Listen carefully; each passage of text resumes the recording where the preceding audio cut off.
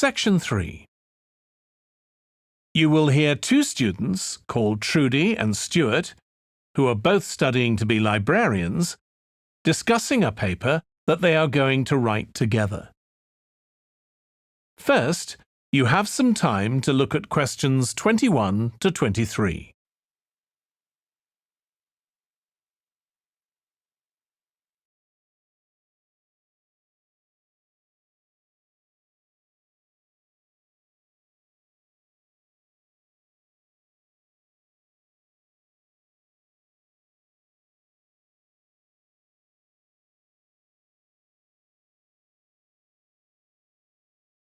Now listen carefully and answer questions 21 to 23. OK, Stuart, we need to start planning our paper on public libraries. Have you thought of an angle yet? Well, there's so much we could look into. How libraries have changed over the centuries, for instance, or how different countries organise them. What do you think, Trudy? Maybe we should concentrate on this country and try and relate the changes in libraries to external developments, like the fact that far more people can read than a century ago, and that the local population may speak lots of different languages. We could include something about changes in the source of funding too. Yes, but remember we're only supposed to write a short paper, so it's probably best if we don't go into funding in any detail. Right. Well, shall we just brainstorm a few ideas to get started? OK. We obviously need to look at the impact of new technology, particularly the internet. Now that lots of books have been digitalised, people can access them from their own computers at home. And if everyone did that, libraries would be obsolete. Yes. But the digitalised books that are available online for free are mostly out of copyright, aren't they? And copyright in this country lasts for 70 years after the author dies. So you won't find the latest bestseller or up-to-date information. That's an important point. Anyway, I find it hard to concentrate when I'm reading a long text on a screen. I'd much rather read a physical book. And it takes longer to read on a screen. Oh, I prefer it. I suppose it's just a personal preference. I expect the libraries will go on evolving in the next few years. Some have already become centres where community activities take place, like local clubs meeting there. I think that'll become even more common. I'd like to think so. And that they'll still be serving their traditional function, but I'm not so sure. There are financial implications after all. What I'm afraid will happen is that books and magazines will all disappear and there'll just be rows and rows of computers. They won't look anything like the libraries we're used to. Well, we'll see. Before you hear the rest of the discussion, you have some time to look at questions 24 to 30.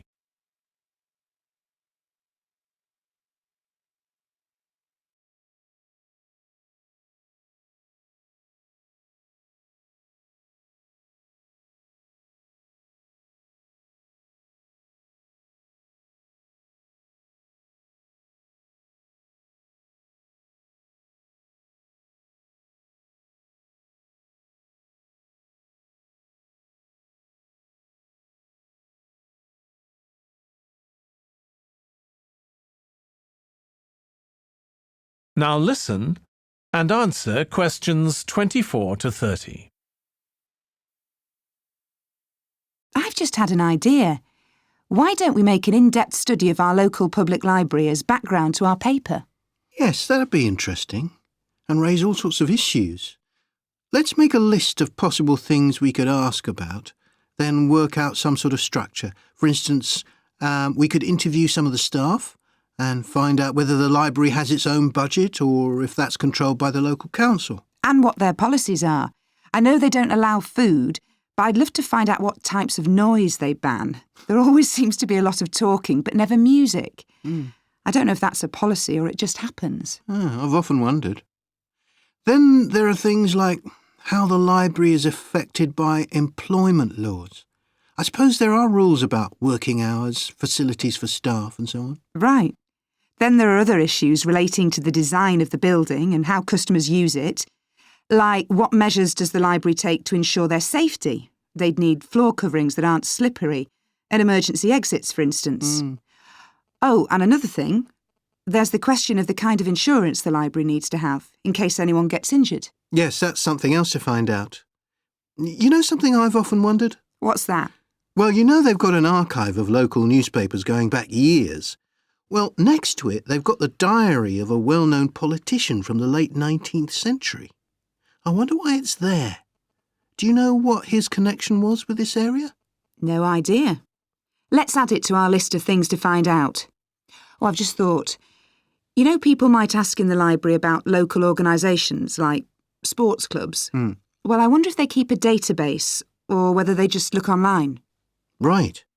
I quite fancy finding out what the differences are between a library that's open to the public and one that's part of a museum, for example.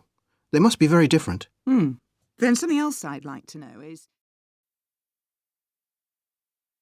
That is the end of section 3. You now have half a minute to check your answers.